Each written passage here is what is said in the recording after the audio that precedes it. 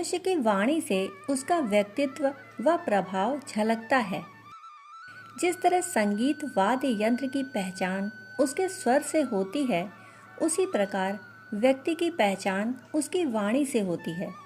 बोलने का अंदाज, वाणी में झलकता भाव सुनने वाले अन्यत्र व्यक्तियों पर अपना प्रभाव डालता है। वाणी की इसी विशेष अभिव्यक्ति के कारण रंगमंच, नाट्यशालाएं बनी, फिल्म उद्योग बने, जहां पर लोग अभिनय के माध्यम से आज भी जीवन के महत्वपूर्ण दृश्यों का अंकन करते हैं, लोगों को प्रेरित व प्रभावित करते हैं। जनता तक अभिनय के द्वारा विभिन्न तरह के संदेश प्रेषित किए जाते हैं। जब इन सब का आविष्कार नहीं हुआ था, उस समय भी गांवों में रामलीला या कृष्ण लीला हुआ करती थी, जिसमें राम कथा या कृष्ण कथा को अभिनय के माध्यम से प्रस्तुत किया जाता। पहले तो इन्हीं कथाओं का प्रचलन अधिक था, परंतु समय बीतने के साथ सुविधाओं व तकनीकों के बढ़ने के बाद इतिहास के विभिन्न दृश्यों व विशेष पात्रों को वर्तमान में अभिनय के द्वारा फिल्म, धारावाहिक आदि में जीवंत किया गया। इसके साथ ही वर्तमान की समस्याओं, उनके समाधान, घर घर की कहानियों आदि को भी इसके माध्यम से अभिव्यक्ति मिली। इन अभिनयों में शारीरिक वेशभूषा, भाव भंगिमा से बढ़कर महत्वपूर्ण होती है वाणी। वाणी एक तरह से अभिनय की आत्मा है। यदि यह नहीं तो अभिनय भी संपूर्ण नहीं। जीवन में हम सब भी एक तरह का अभिनय करते हैं। चूँकि जागृत रहते हुए कई तरह का अभिनय नहीं करते, इसलिए सामान्य व्यक्ति कहलाते हैं। और जो नाट्य मंच, फिल्म, धारावाहिक आदि में थोड़े समय के लिए अभिनय करते हैं, वे विशेष व्यक्तित्व को जीते हैं। उन्हें अभिनेता व कलाकार कहते हैं। हमारा जीवन भी एक रंगमंच की तरह है, जिसमें भगवान ने हमें एक तरह का अभिनय करने के लिए ही इस संसार में भेजा है। हम जीवन भर अभिनय की उस भूमिका को निभाते रहते हैं। यह अभिनय ही हमारे व्यक्तित्व की छाप बन जाता है, हमारी पहचान बन जाता है, हमारी वास्तविकता दर्शाता है, हमारा स्वभाव बताता है। जिस तरह विभिन्न जीव जंतु अपने स्वरों को बदल नहीं सकते, अपने स्वभाव को बदल नहीं सकते, उसी तरह मनुष्य भी अपने इस अभिनय, स्वर व स्वभाव को सामान्य तौर पर नहीं बदल पाते। क्योंकि मनुष्य का जीवन जीव जंतुओं के जीवन से बहुत अलग व उच्च स्तर का है। उसमें सोचने, समझने, विचारने की शक्ति है। इसलिए जीवन में यदि उसे कोई सीख मिलती है, प्रेरणा मिलती है, तो वह अपने स्वर व स्वभाव को बदलने की कोशिश करता है और इसके बाद ही यह कहा जाता है कि वह अमुक व्यक्ति बदल गया, अब वह पहले जैसा नहीं रहा।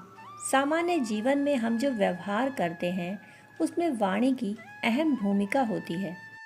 वाणी को सुनकर, उसके भावों को समझकर यह जाना जा सकता है कि व्यक्ति की मन स्थिति कैसी है, उसका स्वभाव कैसा है, वह क्या है।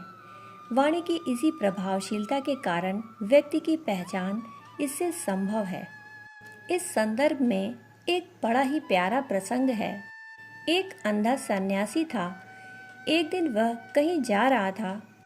मार्ग में उसे पता लगा कि राजा की सवारी आने वाली है। थोड़ी देर में ही रास्ते के दोनों ओर लोग फूल मालाएं लेकर खड़े होने लगे। सन्यासी की इच्छा भी इस दृश्य का अनुभव करने की हुई। वह भले ही देख नहीं सकता था, परंतु सबसे आगे निकलकर खड़ा हो गया।